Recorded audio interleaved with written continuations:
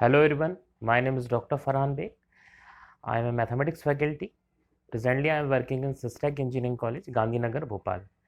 आज मैं आपके लिए JEE के कुछ क्वेश्चंस लाया हूँ और इससे पहले जितनी वीडियो बनाया हूँ बहुत थोड़ी सी लंबी हो गई थी। आज मैं बहुत शॉर्ट वीडियो बनाने वाला हूँ। JEE 2021 फैब शिफ्ट 1 के हम 5 क्वेश्चन सॉल्व करेंगे। इस टाइप की मैं शॉर्ट शॉर्ट वीडियो आपको भेजूंगा जिससे आपको देखने में बोरिंग भी नहीं होगी। तो लेट अस स्टार्ट।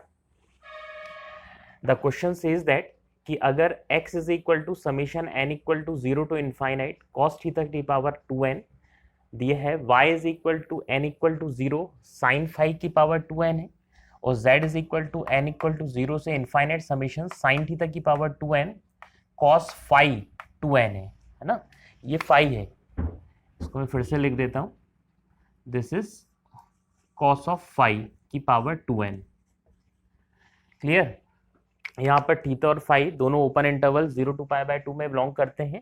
हमको बताना है कि इनमें से कौन सा सही है। मैंने ऑप्शन नीचे लिख दिए हैं, फर्स्ट, सेकंड, थर्ड, फोर्थ। अब आप देख रहे हैं कि JEE में जो क्वेश्चंस आते हैं उनके ऑप्शंस लगभग हमें सब सेम लगते हैं, है ना। तो हम अपने तुक्का नहीं मार सकते हैं। क्लियर। यहाँ पर सब सेम लग रहा है हमको, तो हमको इसको सॉल्व करना पड़ेगा। बहुत ईजी क्वेश्चन है, देखने में थोड़ा सा टिपिकल है लेकिन बहुत ही ईजी क्वेश्चन है। इस क्वेश्चन के लिए आपको एक सिंपल एक सीरीज मालूम होना चाहिए। वो सीरीज है 1 + x + x² + x³ and so on. इसकी वैल्यू होती है 1 - x की पावर -1 और इसको हम लिख सकते हैं 1/1 - x। सिर्फ ये सीरीज से आपका पूरा क्वेश्चन सॉल्व हो जाएगा। x इक्वल टू समीशन को जब हम एक्सपेंड करेंगे 0 के बाद 1, 1 के बाद 2, जब 0 रखेंगे तो cos थीटा की पावर 0 आएगी, किसी की पावर 0 यानी वैल्यू 1। n बराबर 1 रखेंगे तो cos स्क्वायर थीटा, n बराबर 2 रखेंगे तो cos 4 थीटा, जिसको मैंने cos स्क्वायर थीटा का होल स्क्वायर लिख दिया एंड सो ऑन। अगर आप इस पे ये सीरीज अप्लाई करेंगे, इसको इससे कंपेयर करेंगे तो x का काम कौन कर रहा है, cos स्क्वायर थीटा। तो यहाँ पर 1/1 - cos स्क्वायर थीटा आ गया। क्लियर। आइडेंटिटी से 1 - cos square theta sin square theta होता है। तो फाइनली x की वैल्यू आ गई 1/sin स्क्वायर थीटा, तो sin स्क्वायर थीटा 1/x हो जाएगा। सिमिलरली जब हम y को ओपन करेंगे, समीशन को ओपन करेंगे तो n इक्वल टू 0 रखेंगे तो हमको 1 + 1 रखेंगे तो sin स्क्वायर फाई, 2 रखेंगे तो sin 4 आएगा। मैंने उसको sin स्क्वायर फाई का होल स्क्वायर लिख दिया एंड सो ऑन। अगेन ये सीरीज अप्लाई करेंगे, x की वैल्यू क्या है, sin स्क्वायर फाई हो गई यहाँ पर। तो 1/1 - sin square phi that is 1/cos square phi. तो finally y is equal to 1/cos square phi, तो cos square phi is equal to 1/y आ जाएगा। z की वैल्यू दी है समीशन n इक्वल टू 0, इसको भी हम ओपन करेंगे तो पहली पावर n इक्वल टू 0 तो 0 0 मतलब 1, तो 1 आ गई।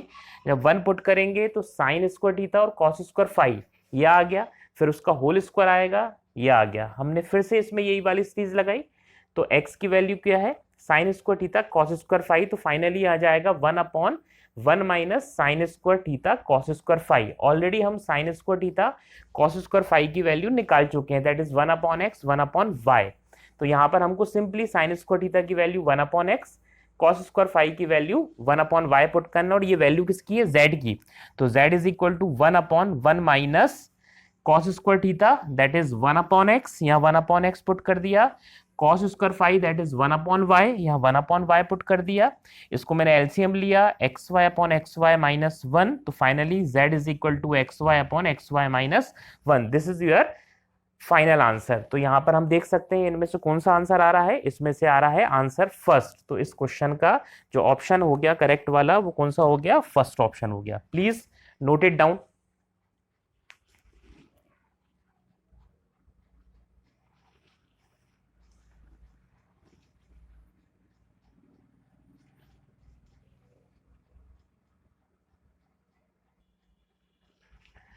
Now this is our second question.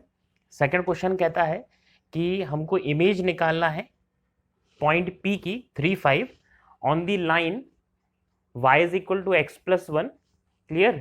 Q क्या है, उसकी इमेज, और हमको बताना है कि Q इन चारों सर्किल में से कहाँ लाई करता है ना। उससे पहले मैं आपको एक छोटी सी चीज बता दूं कि इमेज क्या होती है। सपोज ये एक पॉइंट है P, क्लियर, ये एक लाइन है, ये एक मिरर के जैसा काम करेगा ये लाइन। तो इसकी इमेज इससे इक्वल डिस्टेंस पे यहां बनेगी और इसको हम बोलते हैं इमेज ऑफ पॉइंट P। तो हमको क्वेश्चन में ये गिवन है 3 5, क्लियर, ये लाइन हमको गिवन है। अब हमको ये बताना है कि ये जो क्यू इमेज निकलेगी ये इन चारों में से किस सर्किल पे लाई करती है। तो सबसे पहले we have to find the value of Q, that is image निकालना पड़ेगा। तो इमेज निकालने के लिए 12th में एक डायरेक्ट मेथड है, लंबी मेथड है। यहाँ पर हम शॉर्टकट ट्रिक्स की बात कर रहे हैं जेडब्ल्यू में, क्योंकि आपको लॉन्ग मेथड से आंसर नहीं निकालना है, शॉर्टकट मेथड से निकालना है। तो सबसे पहले इसकी ट्रिक्स देख लेते हैं। पी अगर हमको पॉइंट गिवन है, लाइन गिवन है A X plus B Y equal plus C is equal to 0, Q उसकी इमेज है जिसको हमने अल्फा बीटा मान लिए। तो ये रिलेशन से आपको इमेज निकालना पड़ता है। रिलेशन कहता है alpha minus Z1 upon A beta minus Z2 upon B is equal to -2 AZ1 plus BZ2 plus C upon A square plus B square. आपको इस रिलेशन में सिर्फ वैल्यू उठा के सब्स्टिट्यूट करनी है। सब कुछ हमको गिवन है, हमको गिवन P है, तो यहाँ पर Z1 Z2 क्या हो गए, 3 और 5 हो गए। Alpha beta we have to calculate. इस लाइन की इक्वेशन को हमने y को ट्रांसफर करा तो you will get 1x minus Y plus 1 equal to 0। हम इस रिलेशन में सिर्फ सब्स्टिट्यूट कर दें।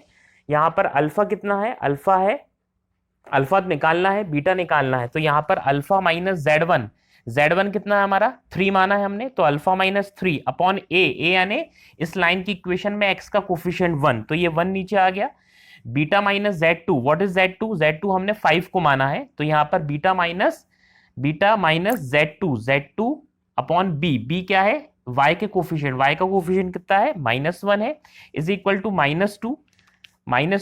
इस लाइन की इक्वेशन में हम x और y की जगह Z1 और Z2 रखेंगे। Z1 Z2 कितना है 3 और 5, तो यहाँ पर मैंने 3 रखा, 3 यहाँ 5 रखा, 5 आ गया प्लस 1 अपॉन में क्या आएगा a square plus B square. a square मतलब x के कोफिशिएंट का स्क्वायर प्लस y के कोफिशिएंट का स्क्वायर, तो x के कोफिशिएंट 1 का स्क्वायर प्लस -1 का square.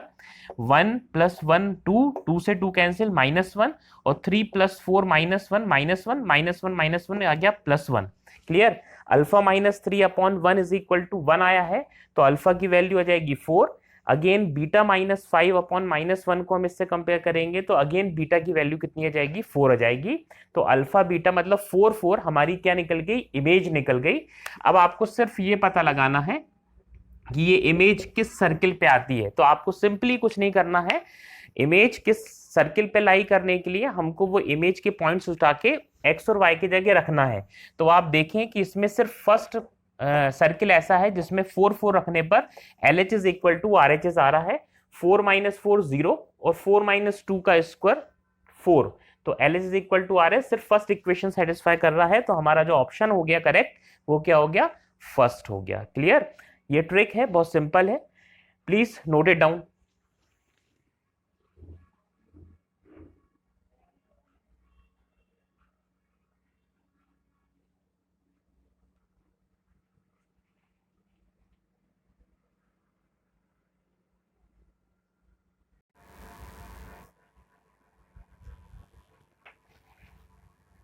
Hello everyone, my name is Dr. Farhan Bey. I am a mathematics faculty. Presently I am working in SysTech Engineering College, Gandhinagar Bhopal. इससे पहले जो मैंने वीडियो बनाई थी जेडब्ल्यू की, उसमें हम 2 ही क्वेश्चन कर पाए थे, है ना, कुछ प्रॉब्लम की वजह से वो वीडियो कट हो गया था। तो ये हमारा तीसरा क्वेश्चन है ना। और जेडब्ल्यू का ये जो क्वेश्चन है ये 2021 फेब शिफ्ट 1 में आया है 25 फरवरी को। क्लियर, तो हम जल्दी से ये तीसरा क्वेश्चन देख लेते हैं। तीसरा क्वेश्चन से पहले क्या बोल रहा है ये, find the value of i integration -1 to 1 x² e to the power x³ dx where bracket of x is GIF। GIF का मतलब हम सबको मालूम है ग्रेटेस्ट इंटीजर फंक्शन है ना। इसकी 4 ऑप्शन दी हैं जिनमें से हमको एक सही वैल्यू बताना है इसका। क्लियर, तो सबसे पहले हम ये देख लेते हैं कि GIF काम कैसे करता है, उसके आउटपुट्स क्या मिलते हैं अगर हमें इनपुट में कुछ वैल्यू देते हैं तो। सिंपल है, बहुत सिंपल डेफिनेशन है। उससे पहले ये इंटीजर जिसे हिंदी में पूर्णांक बोलते हैं, आप सब लोगों को मालूम होगा कि इंटीजर्स क्या होते हैं 0 1 2 3 एंड सो ऑन, -1 -2 और -3 सो ऑन। तो पहली बात तो ये बता दूं कि ग्रेटेस्ट इंटीजर की जो वैल्यू मिलती है उसकी वैल्यू हमेशा जो आउटपुट मिलती है मतलब आंसर मिलता है वो इंटीजर ही मिलता है। क्लियर, अब ये काम कैसे करता है, मान लो 2.5 का हमको ग्रेटेस्ट इंटीजर फंक्शन की वैल्यू निकालना है, तो 2.5 किन 2 इंटीजर्स के बीच में आ रहा है, 2 और 3 के बीच में आ रहा है, तो इनमें से जो छोटी इंटीजर है, छोटा ही वैल्यू है मतलब 2, तो इसका आंसर हो जाएगा 2 हो जाएगा। क्लियर। एक एग्जाम्पल और देखते हैं। 0.9, 0.9 किन दो इंटीजर्स के बीच में आ रहा है? 0 और 1 के बीच में आ रहा है। तो इन दोनों में से जो स्मॉल इंटीजर है दैट इज 0, तो इसकी वैल्यू हो जाएगी 0। And the last one is minus वाला, देख लेते हैं। -2.3 किन दो इंटीजर के बीच में लाई कर रहा है? -3 और -2, तो इसकी वैल्यू क्या हो जाएगी? -3 हो जाएगी। तो ऐसा ग्रेटेस्ट इंटीजर फंक्शन काम करता है। अब जो क्वेश्चन दिया है हमको इस इंटीग्रेशन की वैल्यू निकालना है। अब हमको ये तो पता चल गया है कि -1 से 1 मतलब हमको बेसिकली 3 इंटीजर मिलने वाले हैं, पहला -1, दूसरा 0 और तीसरा 1। तो हम इसकी एक फिक्स वैल्यू नहीं रख सकते, क्योंकि जब वैल्यू 0 और -1 के बीच में लाई करेगी तब उसकी वैल्यू कुछ और होगी, और जब 0 और 1 के बीच में लाई करेगी तो ग्रेटेस्ट इंटीजर की वैल्यू कुछ और होगी। ठीक है। तो i इज इक्वल टू -1 से 1 को हमने कितने पार्ट में तोड़ लिया? 2 पार्ट में तोड़ लिया। एक -1 से 0 और दूसरा 0 से 1। X square as it is e की पावर x क्यूब का ग्रेटेस्ट इंटीजर फंक्शन, फिर दूसरा पार्ट 0 से 1 X square e to the power greatest integer function of x cube dx। Clear. अब आप देखें कि -1 से 0 के बीच में आप कोई भी वैल्यू लें और उसका क्यूब निकालें, तो वैल्यू हमेशा -1 और 0 के बीच में ही मिलने वाली है। और -1 और 0 में छोटा इंटीजर कौन सा है? -1। इसलिए जब x की वैल्यू -1 और 0 के बीच में लाई करेगी तो x क्यूब भी -1 और 0 के बीच में आएगा, और इसका ग्रेटेस्ट इंटीजर फंक्शन वैल्यू क्या होगी? -1 होगी। सिमिलरली यहां पर देखें, x में जब x 0 और 1 के बीच में लाई करेगा, क्लियर, 0 और 1 के बीच में लाई करेगा तो x क्यूब भी 0 और 1 के बीच में आएगा। जैसे मैं इसके बीच की एक वैल्यू ले लेता हूं 1/2, दैट इज 0.5। 1/2 का क्यूब करूंगा तो क्या आएगा? 1/8। 1/8 किसके बीच में आ रहा है? 0 और 1 के बीच में आ रहा है। तो उस कंडीशन में भी इसमें जो छोटे इंटीजर है वो क्या है? 0 है, तो इसकी वैल्यू 0 आएगी। अब ये बहुत सिंपल इंटीग्रेशन बन चुका है जो आप लोग 12th में करते आ रहे हैं। -1 to 0 e की पावर -1 कांस्टेंट को बाहर ले लिया, एक्स स्क्वायर का integration x³ upper limit minus lower limit रख देंगे, e टू दी पावर 0 यानी 1 एक्स स्क्वायर, ठीक है, का इंटीग्रेशन x³। अब आपको upper limit minus lower limit को सॉल्व करके ये हमारा फाइनल आंसर आ गया 1/3e + 1/3।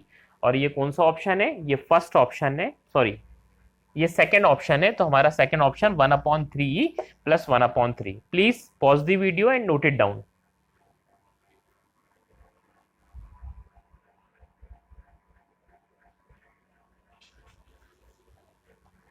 So this is our next question, that is 4th, है ना। तो इक्वेशन, क्वेश्चन क्या कहता है कि let the quadratic equation, quadratic equation को हिंदी में वर्ग समीकरण बोलते हैं, ax² + bx + c = 0, जहां पर a b c are obtained by rolling a dice thrice, what is the probability that equation has real root. इसमें रोलिंग अ डाइस, डाइस आप सबको मालूम है जिसे हम पासा बोलते हैं, जिसके 6 फेस होते हैं।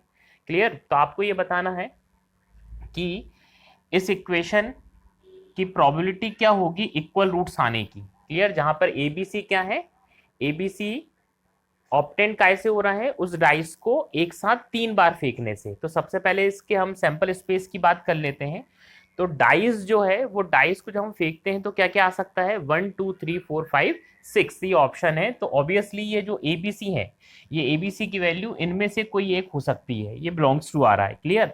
अब हम सैंपल स्पेस की बात करते हैं। तो जब 3 डाइस को एक बार फेंकना है या एक डाइस को 3 बार फेंकना है तो सैंपल स्पेस कितना हो जाएगा?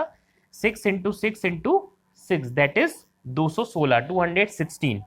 अब 10th में आप सब लोगों ने पढ़ा है कि क्वाड्रेटिक इक्वेशन के रूट्स इक्वल कब होते हैं? जब उसका डिस्क्रीमेंट 0 होता है। तो डिस्क्रीमेंट मतलब b² - 4ac 0, b² - 4ac को 0 के बराबर इक्वेट करेंगे तो यहाँ से ac इज इक्वल हो जाएगा b² / 4। तो हमें सिर्फ यहाँ पर ये देखना है कि ए बी सी की किस किस वैल्यू के लिए ये सेटिस्फाई हो रहा है। तो सबसे पहले हम ये देख लेते हैं कि 1, तो b बराबर हम क्या रखेंगे? सबसे पहले इसमें कौन कौन सी वैल्यू का मल्टीप्लीकेशन, जैसे 3, कौन से दो नंबर है जिनका मल्टीप्लीकेशन क्या हो सकता है, 3 हो सकता है। क्लियर। सेम ऐसे यहाँ पर 3 नहीं आ सकता, 5 नहीं आ सकता। तो b इज इक्वल टू हम 2 लेते हैं, तो b इज इक्वल टू 2 रखेंगे, तो यहाँ b स्क्वायर यानी 4/4 कितना आ गया, ac बराबर 1। तो अब किन दो वैल्यू के लिए 1 आ रहा है, इसका आंसर a बराबर 1 और c बराबर 1। हम इसको वाइस वर्सा भी कर सकते हैं, लेकिन 1 1 को हम एक ही गिनेंगे। क्लियर। b बराबर 3 नहीं रख सकते, क्योंकि जैसे ही हमने b बराबर 3 रखा तो b का स्क्वायर कितना हो जाएगा, b का स्क्वायर 9/4, और इसमें दो नंबर ऐसे नहीं मिल रहे हैं जिनका मल्टीप्लीकेशन 9/4। सेम ऐसे ही हम b बराबर 1 भी नहीं ले सकते, क्योंकि अगर आपने b बराबर 1 लिया तो 1/4, ऐसे कोई दो नंबर नहीं है जिनका मल्टीप्लीकेशन 1/4, तो हम 2 ले सकते हैं। क्लियर। 4 लिया हमने, तो 4 का स्क्वायर यानी 16/4, दैट इज ac बराबर 4। तो ac बराबर 4 किस किस ऑप्शन में आ सकते हैं, a बराबर 1 c बराबर 4, या a बराबर 4 c बराबर 1। क्लियर। अब एक ऑप्शन और है हमारे पास, a बराबर 2 और c बराबर भी 2 हो जाए, तो ये 3 ऑप्शन हो गए किसके लिए, ac बराबर 4 के लिए। उसके बाद 5 देखते हैं, अगर मैं यहाँ 5 का स्क्वायर 25/4 रखूंगा, तो ऐसे कोई दो नंबर नहीं है a और c में हम ले जिसका मल्टीप्लीकेशन 25/4 आ जाए, तो हम 5 भी नहीं लेंगे। 6 की बात करते हैं, तो b इज इक्वल टू 6, तो यहाँ 6 का स्क्वायर 36/4 यानी कितना आ गया, AC बराबर 9 आ गया। तो AC बराबर 9, ऐसे कौन से दो नंबर हैं जिनका मल्टीप्लीकेशन 9 आ रहा है, दैट इज 3 और 3। तो ये ऑप्शन हो गया 3। तो हमारे पास कितने ऑप्शन हो गए, 5 ऑप्शन हो गए। टोटल सैंपल स्पेस कितना है, 216। प्रोबेबिलिटी का फॉर्मूला हम सबको मालूम है, number of favourable event upon total number of sample space. तो total number of sample space already 216 आ गया है, और ऊपर कितनी कंडीशंस हो गई, 5 फेवरेबल इवेंट 5 हो जाएंगे। अच्छा, एक चीज और बता दूं, ये आपके फेवरेबल इवेंट नहीं है। क्लियर। क्योंकि सैंपल स्पेस का एक पॉइंट 3 पॉइंट को कंटेन करेगा। ये तो मैंने आपको लिख दिया, आपको इससे कंफ्यूजन हो रहा है तो आप इसको हटा दें। क्लियर। यहाँ पर ए बी सी, जैसे मान लो अगर मैं एक सैंपल स्पेस के एक इवेंट की बात करूं, तो 1 to 5 है ना, तो 1 to 5 मतलब पहले डाइस पे 1 आ गया, दूसरे डाइस पे 2 आ गया, तीसरे डाइस पे 5 आ गया। तो आपका फाइनल आंसर क्या हो गया, 5/216, जो कि फर्स्ट ऑप्शन है। प्लीज, आई होप आप लोगों को समझ में आया होगा। Please pause the video and note it down.